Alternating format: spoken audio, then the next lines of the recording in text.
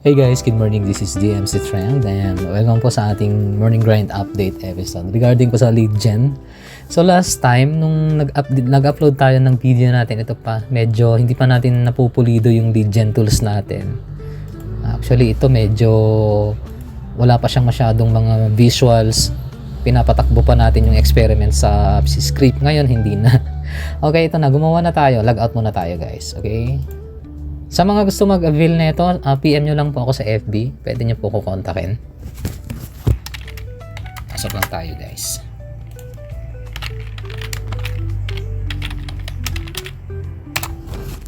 Nga pala guys, itong tools na to guys is naka-license lang siya. Nabubulol ako. Naka-license lang siya sa isang device. So, meaning, ang isang license ay equivalent lang ng isang device. So, hindi nyo siya pwedeng ipagamit sa iba. Yun po yung ano niyan, condition niyan. Kung sino yung gumamit at in-install sa device, yun na yun. Pagka nag-crash yung laptop niya or device niya or desktop niya, pwede naman kaming kontakin sa support. Bibigyan namin kayo ng bagong license or i-activate namin kayo ulit. Okay? Pero I think same lang kahit format ka, pag i-install mo basta dun din lang sa device, same lang din naman yata kasi yung name ng device siya din lang naman. Okay, so paano gumagana itong lead gen tool natin? Simple lang. Ang gagawin nyo lang is kailangan nyo ng Google Sheets. Ayan lagi ang kakambal ng mga VA at mga nagli-lead gen. Google Sheets. Paste nyo lang dito guys. Paste nyo po yung Google Sheets nyo dyan. Kunyari, inyong target is San Francisco or pwede nyo i-calibrate yan ibang bansa or ibang state or town sa US. Kadalasan ang client naman natin dito sa Pilipinas nasa US talaga. Sa select industry, nakalagay na rin po dyan. Kunyari, dental clinics. But later on, pwede tayong magdagdag dyan. Halimbawa, gusto nyong magpadagdag ng real estate, towing services, on-call electrician, something like that. SEO, digital marketing agency, depende kung ano yung industry po ninyo or niche po ninyo or category. So, dental clinics, lagay natin. Siguro, na lang natin, dental services. Dentist. Kasi related sa dentist, okay? Dentist services. Okay. Tapos, dito sa show advanced setting, pag may sarili kayong API, pwede nyo i-load dyan. Sa web URL, wag nyo nang gagalawin yan. Okay, dito naman sa show rate limitings, wag nyo na rin galawin yan. Okay na yan, goods na yan. Tapos sa pages, pwede. Kunyari sa unang run po ninyo, pwedeng 1 page as 10 results kaagad, tapos page 1, pwede nyo gawin yan. Okay, ngayon, pwede nyo i-test connection muna. Kailangan connection successful, lead gen pro API is running. Then, pwede na kayo mag-generate ng leads. Ayan. So, habang nag-generate yan, pwede na kayo mag-navigate sa ibang mga tabs dito. Okay? By the way, ito, ang ginagawa na itong tools na to is, ina-automatic niya na ina-export yung data doon sa sheets po ninyo. Okay? Kunyari, ayan, halimbawa yan. Kita nyo, naglo-load siya. Ayan, nagdadagdag siya. Depende kung ano yung pero kadalasan website, phone number, email, yun po yung kailangan. Ayan. Okay, so nakita nyo ng automation niya. Ayan, balik tayo ulit dito. Ayan, nagdadagdag siya. So, technically, makakapag-lead, kung ganyan kabilis, makakapag-lead gen ka talaga ng mas mabilis kaysa sa mano-mano before. Ayan, so leads generated successfully. Would you like to open your Google Sheets? Pwede rin naman. Ayan, open nyo yan. So, magpapakita yung na-lead nyo na po dito. Ito na siya. Ngayon, pwede nyo ulitin sa 3 pages na siya sa 30 results sa inyong second turn. Ayan, generate leads nyo ulit. Ayan. So, habang nag-automatic siya na nagli-lead gen, punta muna tayo dito sa ibang tab. Ano pa yung mga features ng ating lead gen tool? Ito siya. Sa industry leads, pasok po kayo dyan. Sa industry, let's say for example, dental services or kahit plumbing. Plumbing. Sabi ng namin ng dati, nung nasa nasa corporate, pa ako sa on-site. Plumbing. Tigas ng English, no? Normal lang naman sa ating mga Pilipino yan, lalo na pag hindi naman talaga born na medyo matigas mag-Ingles. Pero makaaral din. Ako nga matigas ako mag-Ingles eh. Palibhasa Ilocano po tayo. Kaya alam nyo na. Pero hindi natin sinasabi na pag Ilocano matigas mag-English. May magagaling mag-English talaga. Ako lang talaga syempre, hindi nasanay sa language, inaaral dahil ito yung industriyang pinasok na natin. Okay? Ang masarap kausap sa English, alam niyo kung nalahi ng Pilipina na tribe, mga Ilongga. Ang ng mga Inglesan nila. Ang lambot. May nakakausap tayo na mga Ilongga na katrabaho natin man-Ingles. Parang bumubulong kung man-Ingles. Okay, so sa plumbing service. Anyway, too much for that. Ayan.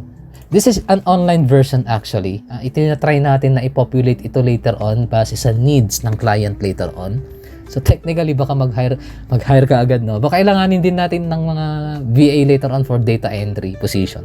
Maglo-load lang ng data dito sa online database natin. Pero hindi na masyadong magagamit to pag nakita nyo yung ibang features. Okay, so parang tracker siya. Pansinin nyo yung spreadsheet natin. Pwede nyo gawing card view. Ayan. Mas madali kasi mag-add ng remark dito pag naka-card view siya.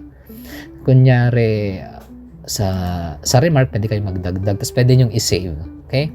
Pero sa spreadsheets, nandito na, nakalatag na siya lahat. Ngayon, pwede nyong i-tap tong contacted. Magkukulay siya ng green dito. Ayan. Okay? So, kunyari, ayaw nyo, i-reset nyo lang. Ayan. Okay, so nag-generate nyo na. Leads generated successfully. Would you like to open your Google Sheets? Open na natin. Charan! Di ba? Ang dami ka agad. Ganun siya guys, gumagana. Okay, tara na ulit dito sa industry leads. Okay. Asan na ba yan? Ayan. So, explain lang natin yung ibang mga features na itong natin, lead gen tool natin. So, pag na-receive, pwedeng attempted or contacted, tapos ito, contacted ulit. Ano to? Parang ito yung tracker nyo sa mga tinatawagan na ninyo pag nagka-cold calls na kayo. Kasi kadalasan, pag sinabing lead gen ka, hindi ka lang pure lead gen magko-cold calls ka kadalasan. Isa yan sa qualifications na hahanapin ng boss nyo or ng CEO. Pag lead gen specialist ka or mag-a-apply ka as a sa lead generation, may experience ka rin sa cold callings. Okay, siguro 20% lead gen, 80% call. Yan yung magiging trabaho mo pa rin. Gaya nga ng sinabi natin, hindi siya pure lead gen yung work na magiging trabaho nyo rito. At gagawin nyo yung mga calls or yung pagka-cold calls. Actually, dalawa yung magiging sakop nyo na expertise dito. Isa sa lead gen expertise nyo, pwede nyong i-offer yun. And then, yung appointment setter. Eh, ano pa yung pwede nating i-discuss? Nga pala guys, ito yung exciting guys na parte nito. So, dito sa paggamit ng lead gen pro natin, di ba meron na kayong tools nito. So, technically, dito sa inyong database, may mga na-save na kayo dyan. So, kunyari, umabot na kayo ng, let's say for example, 3 months nyo nang ginagamit. May mga na-lead gen na kayo na, let's say, 50,000 or 100,000 or 20,000 na leads. Tapos yung niche na nilagay nyo is towing services, dental or law firm or SEO, digital marketing. Depende, naka-filter naman dyan, masisearch naman ng data. Diba sabi ko sa inyo, i-export nyo yan or i-import, diba? Merong ganyan. Pwede po naming masabi na pwede kayo maging partner ng team namin kasi yung mga leads na yan, importante rin yan. Nakakabawas yan sa trabaho ng mga malalaking mga digital marketing agency kasi data yan guys. So binibili yan. May mga specific companies na interesado sa mga data na yan. So ito yung magiging bentahe nyo pag meron na kayo nito. Mas makokontrol nyo yung data, mas maayos yung structure ng pag-organize nyo ng files. And at the same time, may pagkakataon po kayo na mabenta ho ninyo yung sarili nyong mga data na pwede namin kayo matulungan na mabenta yung mga files na meron na kayo. As long as yung mga leads po ninyo is okay, maayos, at the same time, masasabi natin na pwedeng i-load sa mga CRM automations para ma-nurture.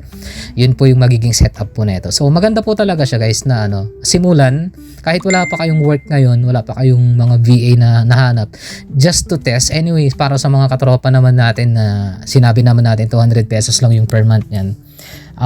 Masyadong sobrang mababa lang talaga yung presyo para just to experiment or to test the water. At the same time, makapag-training na kayo ng actual. At least meron na ho kayong maipapakita. Tsaka kadalasan may mga types of interviews na sa Google Meeting ginagawa. So merong mga request for screen sharing. tatanong sa'yo, ipapaprove sa'yo kung ano yung kaya mong gawin, lalo na kung medyo high profile yung kausap mong CEO or project manager na mag-hire. Kadalasan maghahanap yung mga yan ng proof or evidence na kaya mo.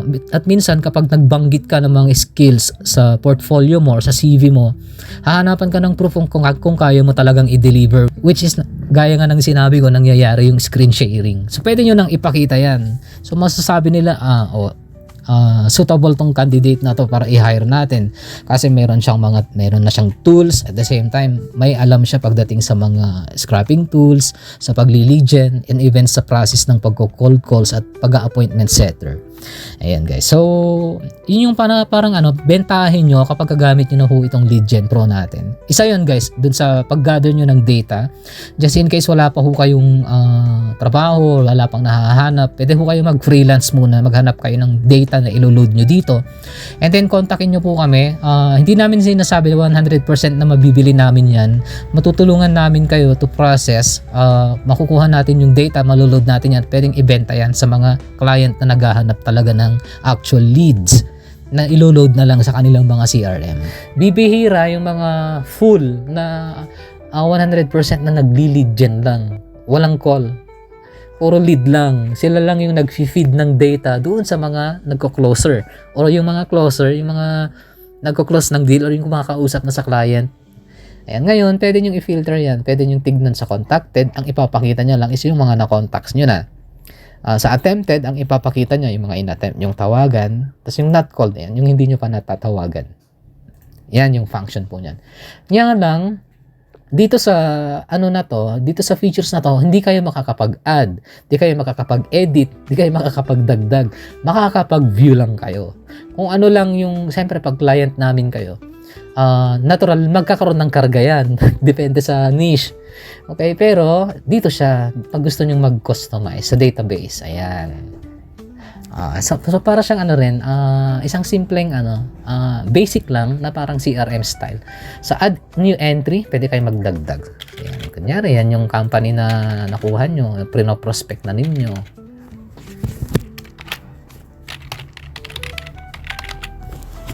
Sa location, kunyari Nevada, tapos call status, hindi pa natawagan, save nyo lang. New entry added successfully. O di ba 3 kanina, 4 na siya. Ayan. So pwede rin kayong mag-delete. Ayan. Pwede rin kayong mag-edit. Ayan. And then pwede nyo rin import sa CSV or sa inyong Excel or Sheets. Pwede. Pwede rin kayong mag-restore or mag-create backup pagka magka-cross yung inyong mga device. Lahat ng isi-save nyo rito guys, mag-save yan sa inyong local storage. So huwag kayong mag-alala na mapuno yan at maging 1 million yan guys yung data nyo dyan. Basta mag-export lang kayo at saka mag-import or mag-create kayo ng backup. Itong create backup pala sa na yata ito sa developers tools na yata natin to. Tama, kasi JSON file na siya. Ito kasi ginagamit natin yan, halimbawa may kliyente tayo, gustong umorder ng 50,000 na lead. Ang kanyang niche is towing industry. Ito yung ginagamit natin. Dalawa yung sinesend natin sa client, yung tools mismo at saka yung na-load na data dito sa tools natin.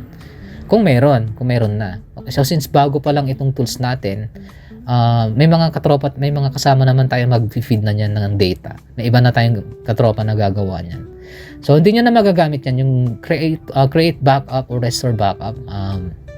I think baka ako lang nakakakita niyan kasi admin ako, or baka makita nyo rin later on pa rin yan. Cancel nyo na. So pwede nyo import yan sa CSV. Ayan.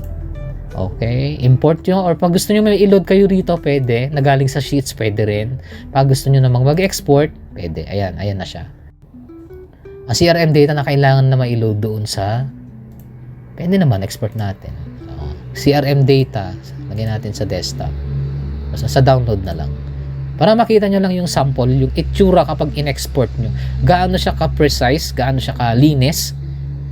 Save natin. Data exported, i-check natin kung anong itsura pag in-export nyo yung data. Okay. Open with Excel. Ayan siya guys. So, meron na yung company, meron na yung website, meron na yung email, phone number, plus pangalan ng company, May iba pa nga may nakalagay na rito, last contact, tas remarks, tas remark date. Description, meron na rin. Comprehensive dental care, call status, meron na rin. So, kung ano yung itsura nito dito sa tools nyo, ganun din yung ma-export po ninyo. Ano pa yung features? Dito pala. Dito rin yung record, yung tracker niya, total leads, contacted, attempted, nandito na siya. Ayan, contacted, isa pa lang. Attempted, wala pa. Not called, isa. Success or close deal, yung mga na-close nyo na deal or medyo talagang pumayag na makausap nyo pa next time or kakausapin yung inyong project manager or magko-close deal na kayo, something like that. Sa card view, ganun din. Ayan. May card view din. Katulad lang din siya ng industry lead. Yun nga lang, mas customized dito kasi ikaw yung kukontrol sa data mo. Ikaw yung kukontrol ng data mo. Okay? Calendar. Pakita na lang din natin. Paano to? Halimbawa, gusto niyo magdagdag, may meeting, Google Meeting, usually ginagamit yan. Pwede kayo mag-add ng new meeting. Ayan. So, add nyo na lang, save, tapos magdadagdag na siya dyan. Card view, ganun din. Okay, ano pa yung features natin? Yun lang, no? Yung ano natin. Yun yung features ng ating lead gen tool. Okay, hindi masyadong komplikado yung paggamit. Hindi katulad ng, kunyari, HubSpot.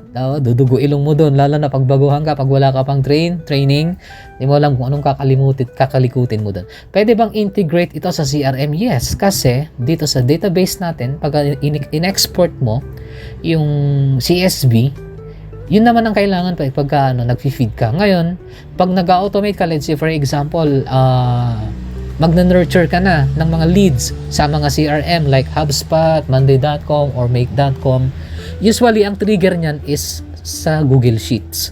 Yun yung mga trigger ng automation. So, automatic na kapag merong mga bagong data na na-receive itong sheets na yan, papasok yung data na yan dun sa CRM. And then, depende kung ano yung flow ng CRM. Kung every time ba na may papasok na lead, anong mangyayari? Magpapadala ba siya ng message? Kailangan bang kontakin? Ganun lang din ulit yung gagawin.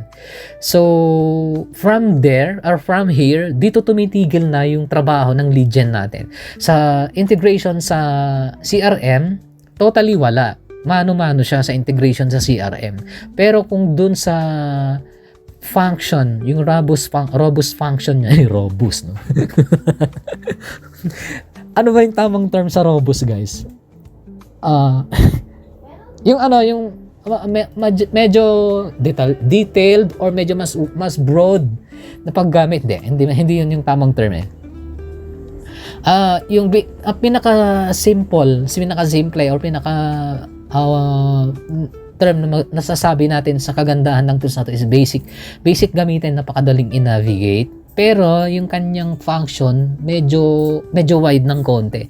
May sakop siya meron siyang calendar, may tracking siya, may statuses, may new meeting, kaya niya mag-create at customize, madaling i-navigate. Meron din siyang kakayahan na magdagdag ng data. So, instead na sa sheets ka lang, meron ka ng ganito na tracker, magagamit mo siya. I would say medyo mas pongga ng konti in the sense na may sarili kang visuals mas maganda yung visuals. Ito kasi aantukin ka talaga rito Ako pag tinitignan ko tong sheets na mga sheets na libo-libong mga sheets, hundreds of sheets na magkakatabi. Para akong inaantok ako. So, at least dito medyo gaganahan ka ng konti kasi meron ka pang mga ganyan, may mga visuals siya. Ayan, okay, ganyan lang siya. Alright, kontakin nyo lang ako sa FB guys pag gusto nyo magkaroon na itong lead gen. Magkano? Okay, tatapatin ko na kayo guys. Pagka kapwa natin Pilipino guys, hindi natin sinacharge ng mahal. Sa subscription, kaya natin ibigay niyan kahit 200 per month lang, pwede na. Pero, ang presyo talaga nito guys, sa US, sa mga pag ibebenta natin talaga to, which is plano natin, kasi may license naman na pwedeng gamitin sa activation. Pagka ipapagamit natin to sa ibang mga lahi, $200 ang kanyang yearly subscription, tapos ang kanyang monthly is 30 ang kanyang monthly. Pero ang ginagawa natin is monthly subscription na yung ginagawa natin. Okay? Pagka tropa natin ang bibili, let's say for example, mga kapwa natin Pilipino, huwag na nating pahirapan, 200 per month yung subscription, pwede na. Para at least matest nyo lang guys. Huwag nyo muna kayong kasi lalo na sa mga baguhan, sa mga nagte-test pa lang naman, I would say, huwag kayong bumuha ng isang taon. I-test nyo muna. Lalo na kung nag-a-apply pa lang kayo ng work, naghahanap pa lang naman kayo. Ito lang kasi guys ang magagawa nyo pag meron kayo nito. Okay? Ito yung deal. Okay, may papakita ko sa inyo. Sana mahanap ko pa. Saan na ba yun? Ito. Sa CV kasi natin, ito na yung pwede nyong gawin. Usually, pag mag-a-apply kayo, ang ilalagay nyo na doon, ilagay nyo na lead gen specialist. Sa atin, ito na yung nilagay natin. Once na nag-apply kayo as a VA or a lead gen, ito na ang ito na yung skills nyo. Contact extraction, advanced web scraping for phone numbers and emails, data validation, filters of non-rate limiting, browser, sa akin to guys Pero sa inyo, pwede nyo nang sabihin na familiar kayo sa paggamit ng lead gen tool, familiar kayo sa paggamit ng automation tool, ano pa. Pwede na kayong mag-seek ng ng bullet strength na ilalagay nyo dito. I-chat GPT nyo lang, pasok na yan. Okay, sa quantifiable results, ito yung pwede nyo nang gawin. From last positions after interruptions, reduce manual work from 8 hours to 30 minutes per 100 leads, achieve 85% accuracy in contact information and extractions, build system costing 0 to 5 per month versus 350 to 1,000 per month alternatives, created reusable framework for different business type. Okay, CRM integration, parang mas marami na siyang mas marami na kayong mailalagay sa inyong portfolio pag meron kayo nito. In fact, pwede nyo screenshot yan guys. I-screenshot nyo siya, pakita nyo sa sa boss nyo. I have my own tools, sir, boss. I have my own database system. I have my own calendar tracking system. Doon pa lang may impress na siya pag sinabi nyong hindi pa natin na-rename to guys, tong SEO marketing tracker. Supposedly, ang nakalagay lang dapat dyan is meeting tracker lang yan. Na lang natin, i-rename na lang natin. I have a calendar status tracker in a spreadsheet, mga ganun-ganon, mga that can check statuses, scheduled, completed, and follow up. Yun na yung ilagay nyo. Tapos sa database naman, I can create my own spreadsheet, adding, importing to CSV, mga ganun-ganon na. Tapos meron na rin siyang tracker, may cold calls tracker na siya actually. Halimbawa ito, tatawagan nyo, let's say for example, hindi pa natin natatawagan, attempted pa lang siya.